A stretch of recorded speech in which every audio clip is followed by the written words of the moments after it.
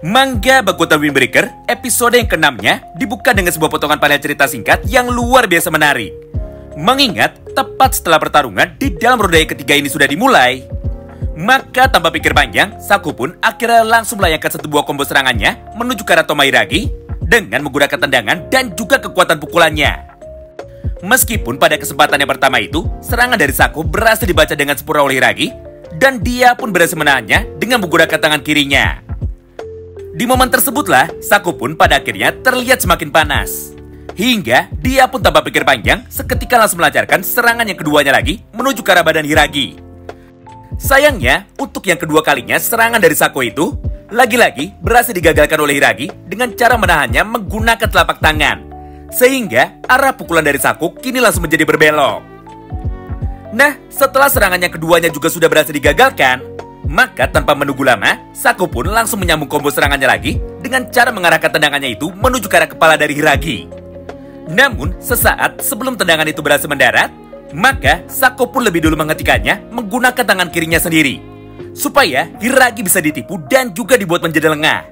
Barulah ketika Hiragi sudah mulai kehilangan temponya, maka di saat yang sama itu, Saku pun langsung melepaskan tendangannya supaya efek serangan dari Saku barusan bisa menjadi semakin fatal. Beruntungnya di satu momen itu, Hiragi pun mampu menyadarinya lebih dulu.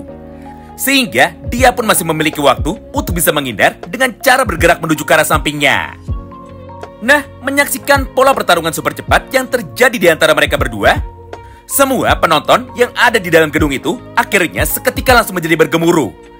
Karena pada dasarnya mereka semua nampak sangat terhibur. Mengingat sejak awal pertarungan ini dimulai, Saku pun berhasil membuat Hiragi menjadi terpojok dan juga mengunci pergerakan dari Hiragi. Hal yang sama pun terlihat juga dari sudut pandang Togame dan juga dari sudut pandang Choji. Di mana pada kesempatan itu, Choji pun langsung berkata seperti ini kepada Togame. Wow, pertarungan yang luar biasa menarik. Tidak heran jika Saku bisa mengimbangi Tomohiragi yang merupakan salah satu jenderal terkuat yang ada di dalam sekolah Furin. Karena pada dasarnya, Saku juga merupakan anggota dari 5 petarung terkuat yang ada di sekolah kita. Lagi pula, jika dibandingkan dengan semua anggota sisi Toren lainnya, Saku adalah satu-satunya orang yang memiliki jumlah total pertarungan jauh lebih banyak daripada orang lain. Mengingat tidak peduli dimanapun dan juga tidak peduli kapanpun, Saku selalu melatih kemampuannya dengan cara bertarung mati-matian melawan para berandalan lain, baik itu yang ada di dalam sekolah kita ataupun yang berada di luar sekolah. Tapi terlepas semua itu, aku pun menjadi sangat penasaran sekali. Yaitu, kenapa hari ini Saku justru malah banyak bicara? Padahal biasanya, Saku adalah orang yang pendiam. Apa jangan-jangan Saku mengenal Tomohiragi sebelum Saku bergabung dengan geng kita? Karena jika memang begitu, maka sangat masuk akal sekali jika saat ini Saku memutuskan untuk bisa bertarung dengan serius. Nah, setelah mengucapkan semua kalimat di atas, maka di saat yang bersamaan, Shin pun kini kembali berpindah lagi menuju ke dalam medan tempur. Di mana pada halaman yang berikutnya, Saku yang saat ini sudah sangat emosi, akhirnya tanpa pikir panjang, dia pun langsung melancarkan combo serangan yang keempatnya menuju ke arah dari Tomohiragi. Walaupun di dalam kesempatan itu, Hiragi masih mampu menghindar sebuah serangan dari Saku barusan yang diarahkan menuju ke arah kepala dari dirinya. Tapi ternyata gerakan yang pertama ini hanyalah sebuah gerakan tipuan saja. Mengingat di saat yang bersamaan itu, atau tepatnya ketika tubuh dari Hiragi sedang berada pada posisi yang sangat tidak ideal, maka dengan cepat, Saku pun seketika langsung melancarkan satu buah tendangan supernya lagi dengan menggunakan kaki kanannya menuju ke arah kepala dari Hiragi. Akibatnya, Hiragi yang saat itu tidak bisa menahannya sama sekali, akhirnya seketika langsung terkena dengan telak sebuah serangan dari Saku barusan. Sampai tubuh dari Hiragi langsung menjadi terpental dengan sangat jauh menuju ke arah tembok yang saat itu ada di belakangnya. Menyaksikan semua hal itu di depan matanya, semua orang yang ada di dalam gedung itu seketika langsung menjadi sangat terkejut. Karena tidak ada satupun dari mereka yang menyangka bahwa Hiragi pun mampu dikalahkan dengan sangat mudah hanya dengan menggunakan satu kali tendangan saja yang mampu mengenai tubuhnya dengan telak. Sementara itu, Sakura yang mulai terlihat sangat kesal, akhirnya seketika langsung berdiri dan dia pun mulai berkata seperti ini kepada Tomohiragi. Woi, ayo cepat bangun. Gara-gara dirimu bisa diserang dan juga dikalahkan dengan sangat mudah, maka semua anggota dari geng sisi Toren justru sekarang malah meremehkanku. Jadi, ayo cepatlah bangkit lagi dan tunjukkan kehebatanmu kepada mereka semua. Mendengar ucapan itu dari Sakura Haruka, semua teman-teman yang ada di sampingnya akhirnya seketika langsung menjadi tersenyum. Karena secara tidak langsung, Sakura yang awalnya sama sekali tidak peduli dengan mereka, akhirnya perlahan-lahan mulai mau membuka hatinya sendiri, serta Sakura pun sekarang juga sudah menganggap bahwa mereka adalah teman. Tidak hanya itu, karena di saat yang bersamaan ini, Ume pun akhirnya mulai menjelaskan kepada Sakura bahwa tidak mungkin Hiragi bisa dikalahkan hanya dengan menggunakan satu kali serangan saja. Karena kenyataannya, Hiragi adalah seorang jenderal dari geng Bofurin yang memimpin sebuah divisi tempur dengan nama Vaisaravana, di mana julukan dari Toma Hiragi adalah seorang dewa perang yang disebut dengan Bisa Mountain. Mengingat sejauh ini belum ada satu orang pun yang mampu membuat Hiragi menjadi pingsan hanya dengan menggunakan serangan ringan seperti tadi. Atau dengan kata lain, kekuatan tempur dari Toma Hiragi sangatlah luar biasa besar. Jadi serangan yang baru saja diterima oleh Hiragi terlihat sama seperti sebuah pemanasan saja. Nah, semua ucapan dari Umemiya barusan akhirnya kini berhasil menjadi kenyataan. Karena pada halaman yang berikutnya, Hiragi pun terlihat sudah berdiri lagi tepat di samping tubuh dari Sako. Lalu, tanpa pikir panjang, dia pun mulai melancarkan serangan balasannya kepada Sako sambil berkata seperti ini kepada dirinya. Terima kasih kepada bocah kelas 1 itu. Karena berkat dia, aku pun saat ini menjadi sangat bersemangat. Oleh karena itu, ayo kita lanjutkan lagi jalannya pertarungan 1 lawan 1 kita. Mengingat mulai dari sini, aku pun akan melayanimu dengan serius. Nah, mulai dari sanalah jalannya pertarungan menegangkan antara Toma Hiragi melawan Sako akhirnya seketika kembali dilanjutkan. Di mana di dalam prosesnya, mereka berdua pun tanpa berhenti terus bertukar serangan satu sama lain. Pertama, ketika Sako mencoba untuk bisa mengejar kepala dari Toma Hiragi dengan menggunakan tinju tangan kanannya, maka di saat yang bersamaan, Hiragi pun juga mengincar kepala dari Sako menggunakan sebuah pukulan dengan gerakan yang sama. Sehingga pukulan mereka akhirnya berhasil mengenai lawannya, serta wajah dari mereka berdua tentu saja langsung menjadi terluka. Kedua, ketika Hiragi mulai mencoba untuk bisa menyerang wajah dari Sako lagi dengan menggunakan tadi pukulan tangan kanannya, maka di saat yang bersamaan, Sako pun langsung melancarkan satu buah serangan balasannya, menggunakan tendangan kaki kanannya juga menuju ke arah kepala dari Hiragi. Ketiga, di saat Sako sudah mulai kehilangan keseimbangannya dan juga ketika stamina dari Sako sudah mulai berhasil terkuras, maka tanpa menunggu lama, Hiragi pun langsung melancarkan satu buah serangan balasan lagi dengan cara memutar badannya, lalu dia pun langsung menendang kepala dari Sako menggunakan kaki kanannya dari arah bawah. Sehingga serangan dari Hiragi barusan akhirnya mampu mengenai kepala dari Sako sampai membuat tubuh dari Sako akhirnya seketika langsung menjadi terpental menuju ke arah yang berlawanan. Nah, di momen tersebutlah terjadi satu buah potongan cerita flashback dari kenangan masa lalu mereka berdua. Sederhananya, Sako dan juga Hiragi ternyata sudah saling kenal ketika mereka berdua masih SMP. Di mana pada momen itu, atau tepatnya ketika Sako sedang dibully dan juga diajar habis-habisan oleh para anak berandalan lainnya, maka Toma Hiragi lah orang yang saat itu datang untuk dapat menyelamatkan Sako dengan cara mengalahkan para berandalan tersebut. Tidak hanya itu, karena di momen yang sama tersebut, Hiragi pun akhirnya mulai membulatkan tekadnya bahwa supaya Sako tidak mendapatkan perlakuan yang sama lagi dari para anak berandalan lainnya, maka Hiragi pun saat itu langsung berniat untuk dapat mengajari Sako mengenai bagaimana caranya bertahan hidup dengan menggunakan teknik bela diri. Atau sederhananya, Hiragi adalah orang yang mengajari Sato mengenai bagaimana caranya bertarung. Berdasarkan hal tersebut, maka sejak saat itu Sako pun menjadi sangat kagum sekali kepada Toma Hiragi. Hingga dia pun berniat untuk bisa mengikuti Hiragi entah kemanapun dirinya pergi. Namun suatu hari, atau tepatnya ketika Hiragi sudah mulai masuk SMA, maka di momen yang sama itu, Hiragi pun akhirnya langsung memutuskan untuk bisa pergi meninggalkan Sako dengan cara berkata seperti ini kepada dirinya.